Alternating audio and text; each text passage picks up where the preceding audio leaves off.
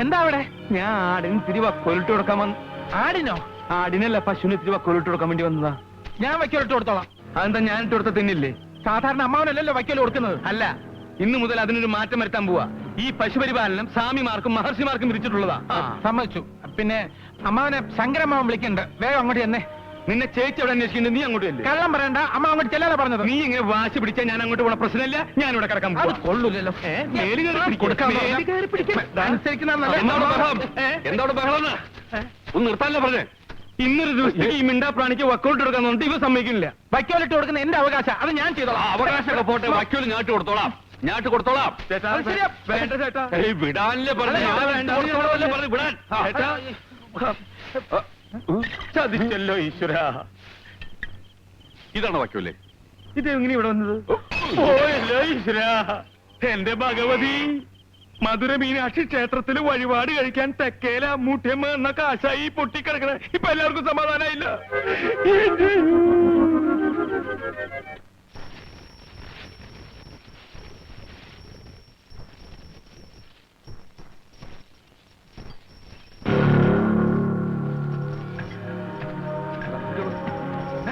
ആരാ നിങ്ങള്?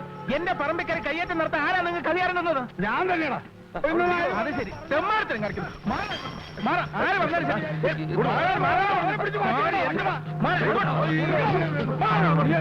എന്റെ നെഞ്ചത്ത് ചവിട്ടിട്ട് നിങ്ങൾക്ക് ഇനി ഇവിടെ അടക്കാൻ പറ്റൂ?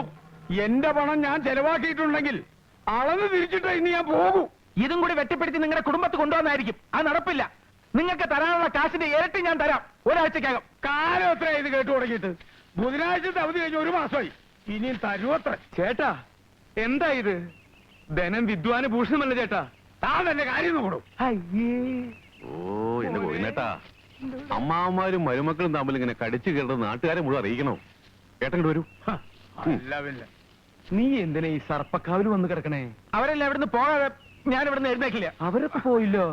വാ വാ, എനിക്ക് എന്നെ തട്ടിയിടല്ലേ. ഏട്ടൻ ഇവിടുത്തെ അവസ്ഥയൊക്കെ അറിയാവുന്നതല്ലേ, എന്നിട്ടും എന്താ ഇങ്ങനെ? അവസ്ഥയൊന്നും എനിക്കറിയേണ്ട കാര്യമില്ല. ഞാൻ കഷ്ടപ്പെട്ടുണ്ടാക്കിയ പണമാ, അതെനിക്ക് കിട്ടണം. തരാനുള്ള കാശിന് 25 സെന്റ് സ്ഥലം ഞാൻ ഇവിടെ നടന്നെടുത്തിരിക്കും. അവന്റെ കൂടുതലൊന്നും പറയണ്ട. ഈ സ്ഥലം സൂത്രത്തിൽ ഒപ്പിച്ചെടുക്കാൻ വേണ്ടിയാണ് അന്ന് വലിയ കാര്യത്തിൽ രൂപ ഒന്ന് സഹായിച്ചെന്ന് ഇപ്പഴാ മനസ്സിലായത്. അച്ഛന്റെ സ്വത്ത് മുഴുവൻ കള്ളക്കേസിൽ സ്വന്തമാക്കിയത് പോരല്ലേ? എന്ത് ചേട്ടാ, എന്റെ നിയന്ത്രണം വിട്ടു തുടങ്ങിട്ടോ.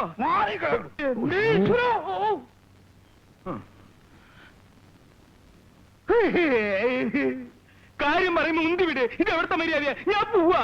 തന്നെ കഴിഞ്ഞ് ശരിയാക്കിയാലോ? പോന്നോ പോട്ടെ, രണ്ടിലൊന്നും എനിക്ക് ഇപ്പൊ അറിയണം. അമ്മാവൻ ഇത്തവണ കൂടി ക്ഷമിക്ക്. ബാങ്ക് ലോൺ ശരിയായാലും ഉടൻ കാശ് തിരിച്ചു തന്നേക്കാം. ഇനി വരുന്നത് ഞാൻ പോലീസിനെ കൂട്ടിയായിരിക്കും.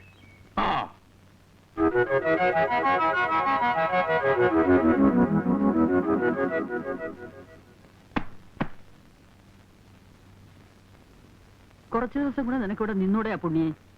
മടുത്തു, മതിയായി. അമ്മ കണ്ടതല്ലേ നടുമുറ്റത്തൊരു കുരുക്ഷേത്ര യുദ്ധം.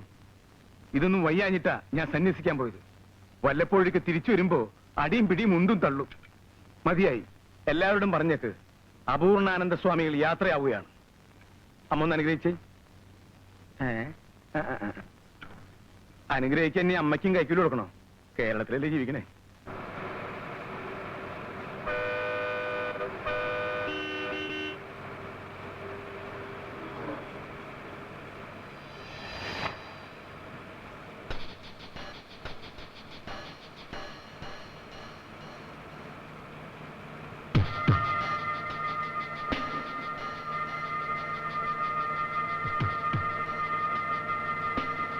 അയ്യോ, എന്റെ പോക്കറ്റ് അടിച്ചേ. വണ്ടി നിർത്ത്.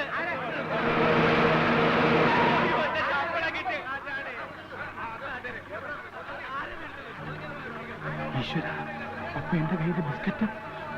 ആരും ബഹളം വയ്ക്കണ്ട. ബസ് പോലീസ് സ്റ്റേഷനിലേക്ക് വിടാം.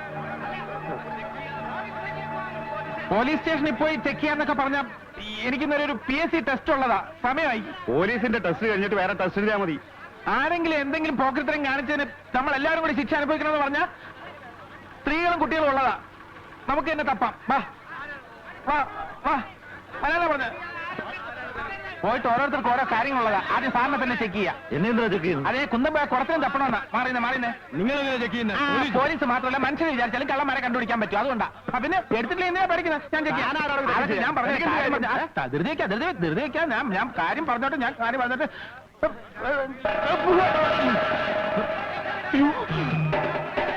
കള്ളനല്ല. ഞാൻ പോക്കറ്റ് അടിക്കാരനല്ല. സത്യമായിട്ടും എനിക്ക് ടെസ്റ്റ് ഉള്ളതാ. എന്നെക്കൊണ്ട് പിരിഞ്ഞു പോണേ പ്ലീസ്. ഞാൻ പറയുന്നത് മനസ്സിലാക്കേ. അയ്യോ ഈശ്വരാ.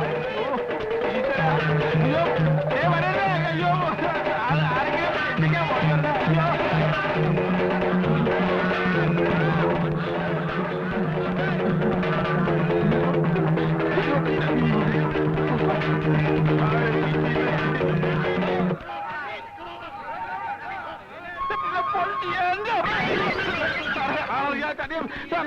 കാര്യം പറഞ്ഞിട്ടാണ്. അയ്യോ പടവേ കൊണ്ടുവന്നു.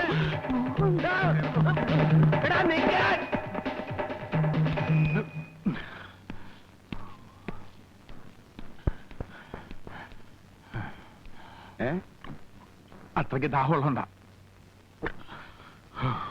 ഒരു ചായ 2 ഗ്ലാസ് വെള്ളം എനിക്ക് കിട്ടുമ്പോ തിരിച്ചു തരാമേ. മോനെ എത്ര നാളാണോ നിന്നെ തെരഞ്ഞെടുക്കുന്നത്? കാശ് ഞാൻ പിന്നെ തരാം. എപ്പോ പിന്നെ? എന്റെ അഭിമാനത്തിൽ ഇപ്പോ തരണം. ഞാൻ പിന്നെ തരാം.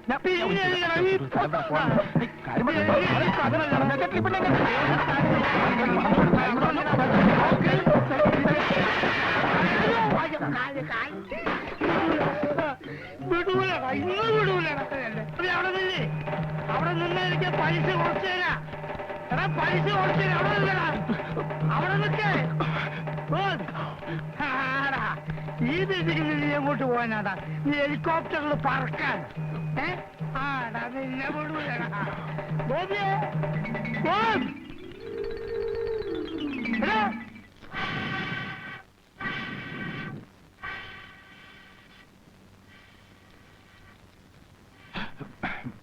നമസ്കാരം വസൂട്ട.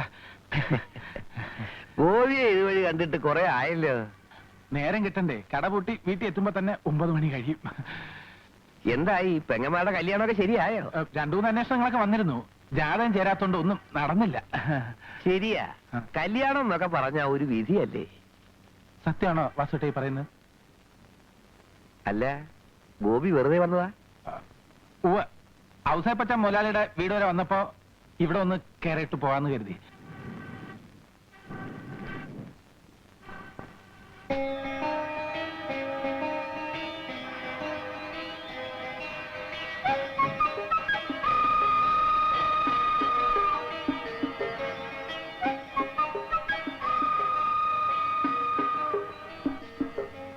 ഈ തീയിലിട്ട സ്വർണം കാണാൻ നല്ല ഭംഗിയല്ലേ? സാധാരണയായി വാസുവേട്ടൻ ഇവിടുന്ന് സ്വർണം ഒരുക്കി കൊടുക്കാറുണ്ടോ? എന്താ ഉരുക്കാൻ സ്വർണം ഉണ്ടോ കയ്യില്? അല്ല, നമ്മൾ ഈ പത്രത്തിലൊക്കെ വായിക്കാറില്ലേ, 2 കോടിയുടെ സ്വർണം പിടിച്ചു, 3 കോടിയുടെ സ്വർണം പിടിച്ചു എന്നൊക്കെ. ഇതൊക്കെ എങ്ങനെയാ വിറ്റ് കാശാക്കുന്നതെന്ന് ഒരെത്തും പിടിയും കിട്ടുന്നില്ല. ആവശ്യമില്ലാത്ത കാര്യം ഓർത്ത് എന്തിനാ ഗോപി തല ഉണ്ടാക്കുന്നേ? ഞാനും അത് തന്നെ ആലോചിക്കുന്നത്. ആവശ്യമില്ലാത്ത ഓരോ കാര്യങ്ങൾ ഓർത്ത് നമ്മളെന്തിനാ തല പുണ്ണാക്കാക്കുന്നത്?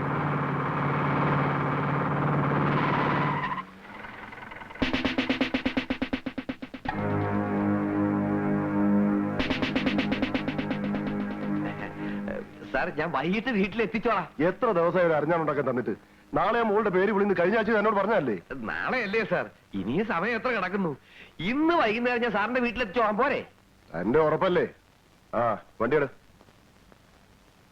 ആ, പിന്നെ കള്ളക്കടത്തുകാർ എറിഞ്ഞു കളഞ്ഞ സ്വർണം ഈ ടൗണിൽ തന്നെ ആരുടെ കയ്യിൽ എത്തിയിട്ടുണ്ടെന്നാണ് റിപ്പോർട്ട്. സ്വർണം വിൽക്കാൻ വരുന്ന ആരെങ്കിലും സംശയം തോന്നുകയാണെങ്കിൽ സ്റ്റേഷനിൽ വിളിച്ചു പറയണം. ഓ